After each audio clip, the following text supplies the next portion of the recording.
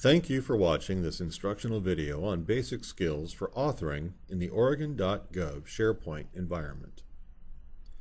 This video shows how to add text to an editable region of a page and how to apply basic formatting to text on a page. This tutorial assumes the viewer is able to reach and open a web page for editing. The processes here will be significantly similar for pages in versions 3, 4, and the new web starter template. This is the simplest way to add text to a page and the method with the fewest chances for unexpected results. First, navigate to the page to be edited and enter the editing mode.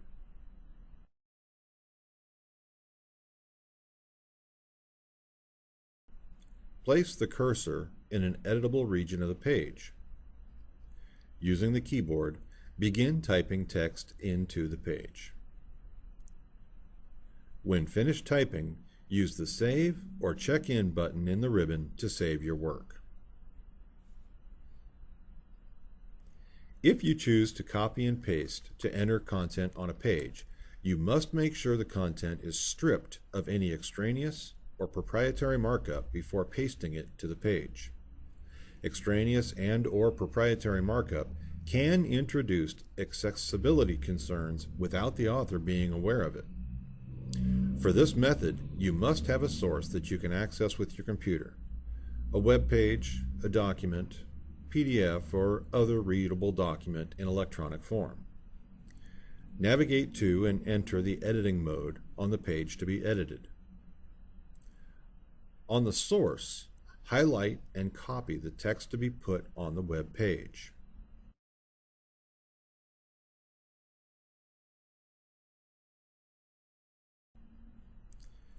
Paste the text into a simple text editor like WordPad or Notepad.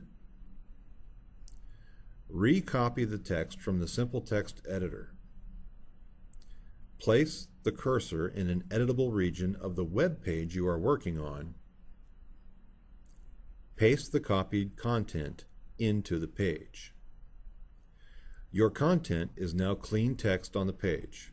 The page may be saved or checked in to preserve the work, or you can continue to format the text in the way you need to for the page. Text on a page can be formatted in a few ways. Some formatting can be applied using the individual attribute buttons that are available in the ribbon. Notice that some are not available. This is by design, as if they were available, they have the potential to introduce accessibility concerns to a page. The available buttons include bold, italic, underline, strike through, subscript, and superscript. Any of these may be applied singly to any text by highlighting the text and clicking the appropriate button. There are also ways to format chunks of text. The unordered list, the ordered list, outdent, and indent. Text on the page can also be justified to the left, center, or right, and can be fully justified across the content area. These again by clicking the proper buttons. Styles can be applied to the selected text on a page by activating the Markup Styles drop-down menu and choosing a style. These styles are identified as header values and actually add to the accessibility of your page if you use them correctly. For example, heading 3s need to be below and inside of heading 2s, and adding a heading 4 directly under a heading 2 would introduce an accessibility problem. Some formatting is not available in the ribbon at all, but may work if it is used on a page. More advanced formatting and markup may be attempted by entering the source editing mode on a page. The source editing mode is entered by first being in the edit mode on the page being worked on, and then using the HTML drop-down menu and choosing Edit HTML source. This will open the source editing window in which an author is able to edit and add HTML markup and inline styles to the page. Only attempt this if you are familiar with HTML and/or CSS. It is recommended that authors trying something new make small samples of new styles first and check them in. This will confirm that SharePoint will allow the desired markup and allow the author to confirm that the markup will not introduce accessibility problems into the page. Some undesirable markup is disallowed in SharePoint and automatically stripped out of the HTML, some for accessibility concerns and some for potential security or stability risk.